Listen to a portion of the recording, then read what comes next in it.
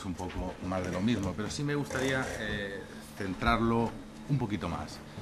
En primer lugar, se nos ha hecho alusión a la ley 2/84. Yo, señoría, entiendo otra cosa. El artículo 1, en primer lugar, dice que podrán ejercitar el derecho a rectificar el perjudicado aludido. Y luego, el artículo 2, algo que el letrado contrario no ha leído, es que la rectificación deberá limitarse a los hechos de la información que se desea rectificar, que no es el caso, como ahora veremos. En primer lugar, señoría, volvemos a lo mismo. Primero, creemos que hay una falta de legislación activa y queda porque, digamos, que las opiniones de la señora Beni en ningún caso se refirieron a ella, a la asociación en concreto. Efectivamente, tampoco dice como el letrado de la parte actora nos dice que eran todas las asociaciones. No se dice eso. Concretamente se dice que hay una serie de asociaciones y algunas de esas asociaciones, algunas de estas, no todas evidentemente, ocultan padres que han sido denunciados por maltrato a sus hijos por abusos. Cuando dice que con mala fe procesal, bueno, es que en ese documento número 3, también, señoría, hay algunas manifestaciones por parte de, en esa página web que se dice precisamente que hay denuncias falsas por maltrato. O sea, lo que se está diciendo precisamente es que lo está diciendo la propia asociación. Y en segundo lugar, señoría, tampoco podemos estar de acuerdo, es que no se le dan los requisitos. Es que la carta de rectificación que hemos visto, señoría, consiste en un derecho de réplica yendo al programa.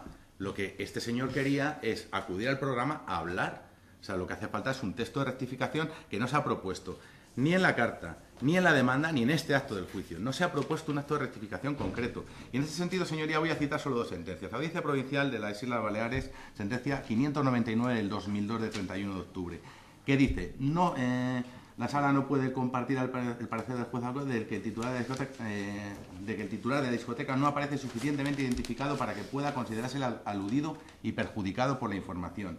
Y la Audiencia Provincial de Segovia dice, no alude personal y nominativamente al actor rectificante, ni puede verse relacionado o referido innominadamente por dicha información. Y además, porque en el escrito de rectificación no se ciñe a la corrección de los hechos que considera inexactos, sino que argumenta abierto opinión y añade otros hechos diversos. En este caso es que ni siquiera se añade ni se verten opiniones. Simplemente lo que se pretende es, quiero entrar en la radio a dar mi réplica, efectivamente, y eso es lo que valoró Marina. Eso es lo que valoró Marina, comentándolo con sus superiores o con que no fue con los servicios jurídicos. En ningún caso he oído aquí que se haya hablado de los servicios jurídicos, pero bueno, en cualquier caso, valoraron, miraron la opinión y hay que tener una cosa en cuenta, señoría, es que es la señora Marina quien llama al actor. Es que es ella. Se toman la molestia de mirarlo todo, ven el programa y en ningún caso se cita. Y sí es cierto que hay un momento del programa en que se cita pro justicia. A los 20 minutos de los hechos controvertidos se cita pro justicia y lo único que se hace es leer su página web. Pero bueno, en cualquier caso entendemos que eso no es el texto de rectificación. Señoría, por los dos motivos que he expuesto, en primer lugar por los motivos formales y en segundo lugar por la falta de legislación activa, entendemos, señoría, que es causa de inadmisión de las pretensiones según la ley especial. Por lo cual, señoría, solicitamos una sentencia desestimatoria de la demanda y una expresa condena en costas. Gracias, letrado. Queda visto para sentencia. Sorprendentemente, la sentencia desestima nuestra demanda y nos condena en costas. La jueza basa su decisión en dos motivos. Primero, deslegitimación del demandante. Segundo, falta de concreción en los términos de la rectificación. Esto es, según la jueza, ni se nos citó en el programa ni hemos explicitado qué queremos decir como rectificación. En su sentencia, la jueza argumenta que no se observa la existencia de dicha alusión directa a la asociación demandante.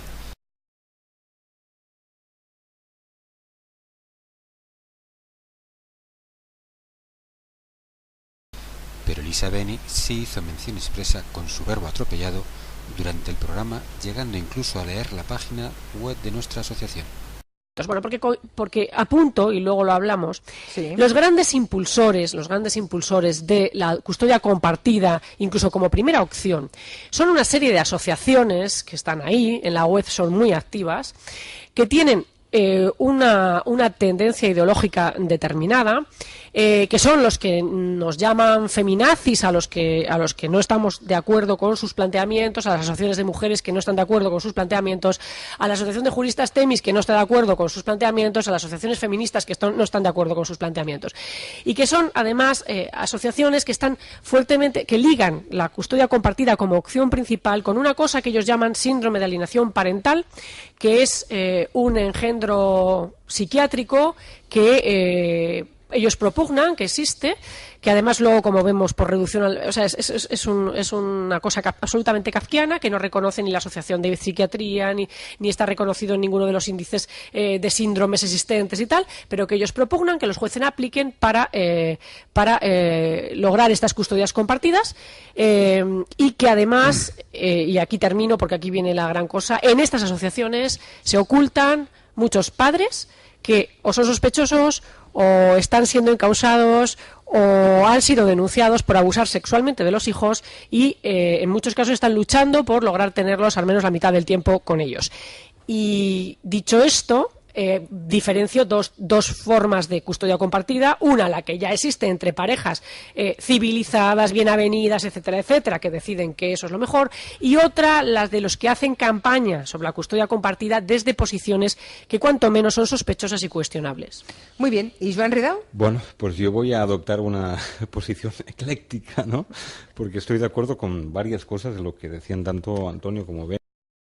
Yo brevemente quiero alertar exclusivamente de que existe un lobby de asociaciones ultra, algunas de las cuales son, por ejemplo, Projusticia, esa asociación que estaba relacionada con el juez Francisco Serrano, que como sabéis fue suspendido por el tema de tal, y que tiene en su página web colgadas cosas como la siguiente: estadísticamente la custodia monoparental de la madre es la peor para los niños, dado que la mujer maltratadora de niños es el mayor maltratador de niños con enorme diferencia es la madre. El Consejo del Poder Judicial. En el transcurso del juicio, la redactora del programa y el abogado de Onda Cero reconocieron que Elisa Beni nos mencionó en el programa.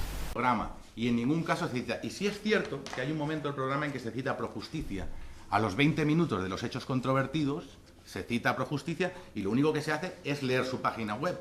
Pero bueno, en cualquier caso entendemos que eso no es el texto de rectificación. Señoría, por los dos motivos que he expuesto, en primer lugar por los motivos... Esto es, el primer motivo que la jueza alega para no admitir nuestra petición es falso, puesto que sí se nos mencionó en el programa, tanto genéricamente al hablar de las asociaciones que defienden la custodia compartida, como particularmente al mencionarnos expresamente. Además, se nos acusó de graves delitos como el de ser violadores de nuestros propios hijos. Respecto al segundo motivo para desestimar la demanda, recordemos lo que la propia redactora manifestó en el juicio. Concreto, pero si a usted le consta, no que hablara, sino si le consta de alguna manera, ¿a usted lo único que ha sabido de este asunto es la conversación telefónica que tuvo? Bueno, la conversación telefónica, después escuchamos la grabación para tener certeza y con pelos y señales saber lo que se había dicho exactamente, y luego hablamos la edición del programa y vimos que no se referían a ellos. Vale, entonces fue cuando yo le llamé. Esto fue en junio, ¿no? Usted le llama a él, ¿no? Yo digo que fue con él, pero yo recuerdo que fue alguien Exacto. de quien tomé nota, pero no me acordaba exactamente del quizá nombre. Y le dije, bueno, como no se refieren a ustedes, pues por eso, como no vamos a hacemos cada ¿no? vez que hablamos en abstracto o en general de algo. Si hablamos de alguien en concreto, por supuesto, la semana pasada le dimos a alguien en concreto con nombres y apellidos que llamó, inmediatamente se le puso en antena. Vale. La última pregunta quizá, vamos a ver. Él le concretó exactamente aquello que quería, entre comillas, que se rectificara y en qué sentido debía rectificarse. Es decir, le dijo que eran las imputaciones de que protegían a abusadores sexuales o que tenían miembros y que quería rectificar que eso no era así.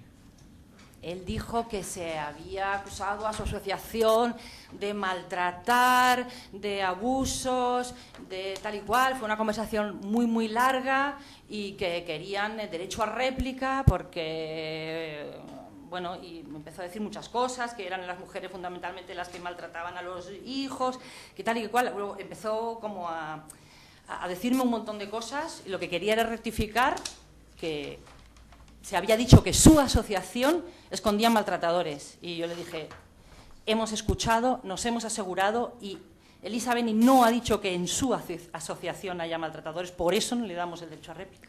Vale. La jueza ha hecho suyos los falsos argumentos del abogado de Onda Cero, en cuanto no hemos presentado escrito en el que detallemos los términos de la rectificación, sino que hemos pedido intervenir en el programa. Esto es lo que la propia redactora reconoce que es la práctica habitual en el programa.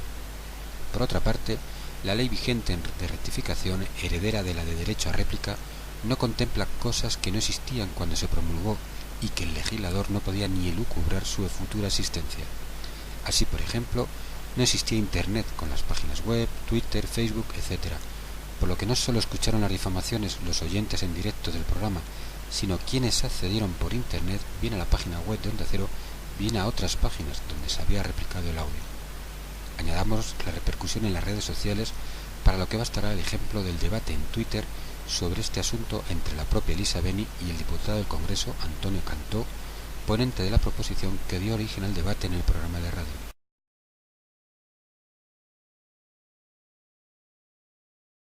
Por ello, los jueces vienen aplicando con cierta discrecionalidad el cómo aplicar el derecho a rectificación para adaptarlo a las circunstancias actuales, de forma que el perjudicado pueda ver resarcido el perjuicio causado, aunque solo sea con la posibilidad de manifestar su versión con las mismas armas que usó la otra parte.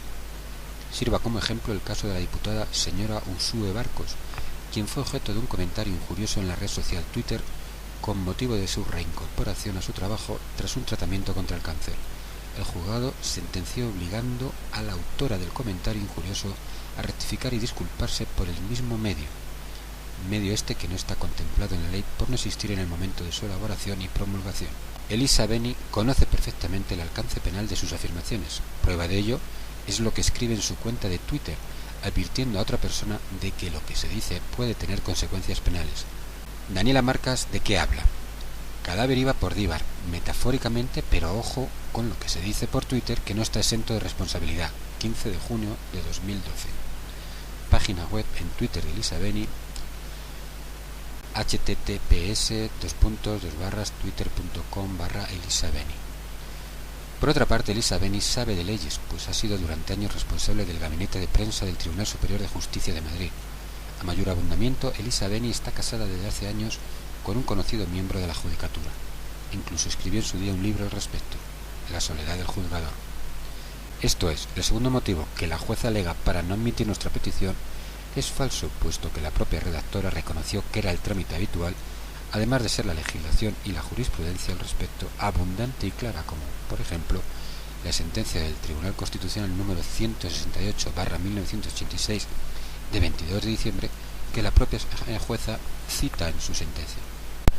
Como es lógico, hemos recurrido esta disparatada sentencia,